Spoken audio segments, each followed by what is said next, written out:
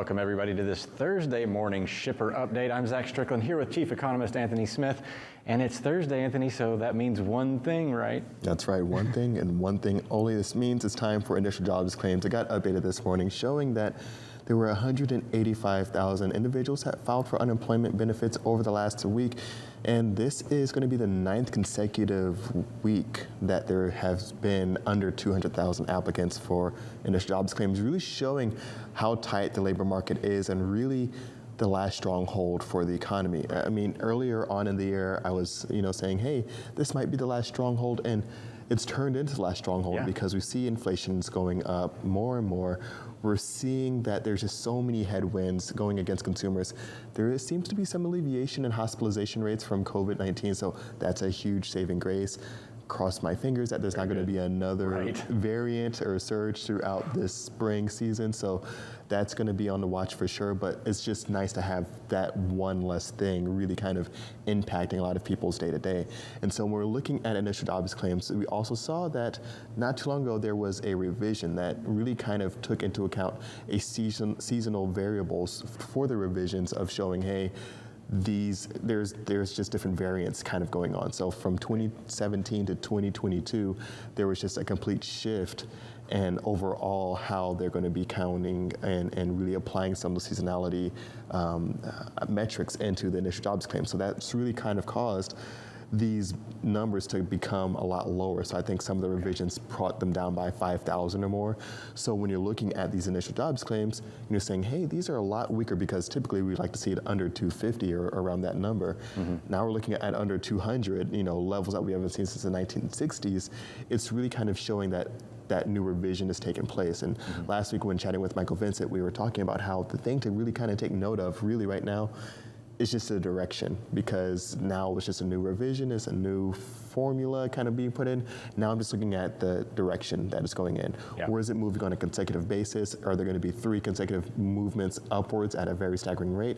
Are there going to be 3 consecutive movements sideways? So that's what we're looking at now. And right now we're seeing that it's remaining tight, remaining a tight job market, and that consumers still have a lot of options right now. Yeah, so you say 3, that's the magic number of making a trend? Yeah, that's what I look for, 3, and then also other sources showing, kind of independent sources showing a similar trend as well. Gotcha. So we're really looking at a very, like you say, this is the last kind of stronghold, but we've seen other, we're not really seeing this huge fall off in a lot of these other metrics like retail sales or anything like that just yet, are we? Am I right? No, we're not, and that's the other big thing, is that we are seeing that those retail sales are still staying elevated, although some of it is kind of coming from places we don't want to see it from, like gas stations up, I believe it was 8.4% in the most recent report from March.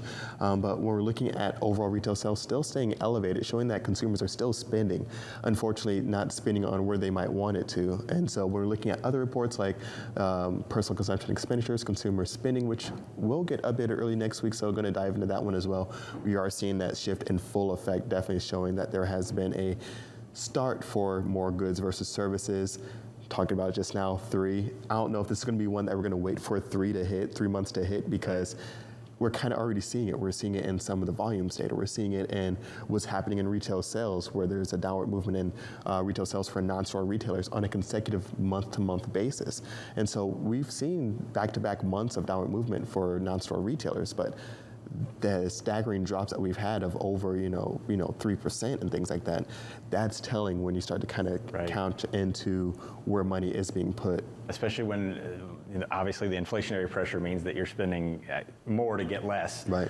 It's fascinating to me to see the interconnectivity of the economic stuff. I mean, we're talking about, you don't want to spend too much here because it's going to erode over here. Like for instance, the consumer, if you stop spending money on durable goods, they're spending too much money on gas, well, they'll stop going to work because they're going to be unemployed, because the durable goods production will go down, and then the gas will kind of equalize itself out over time. So there's a lot of interplay between these economic outlets. Is there any specific economic imbalance right now that you're really monitoring?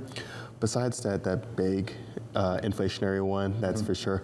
Looking at job openings right now, because there's more job openings than there are actual available labor.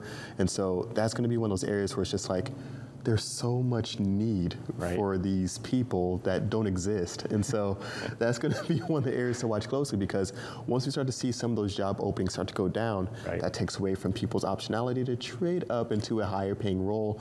And once we start kind of seeing that peel back as The well, last thing to fight inflation, right? yeah, that's going to be the last thing. And so that's one of the the saving graces of really the consumer right now. Like, hey, record number of job openings still at 11.3 million. I'll just go find something else. I can find a higher paying job. We're seeing layoffs, Yeah. at Lowe's. We're seeing the quit rate still very much elevated. So that's going to be an area that I'm watching, because that definitely kind of shows some imbalance. And one of the things that could start happening is we see these producers really getting hit with inflationary pressures. Their margins start shrinking. Right. Say you're a durable goods shipper, maybe you're not going to have as many people employed. And so maybe you don't need as many openings. You start seeing those openings come down. Yeah. That's when we got to start to see a little bit of a shift in consumer behavior as well. Well, you heard it here. Keep hiring. Thank you so much for that, Anthony Smith. We're going to toss to a quick break, but we will be right back.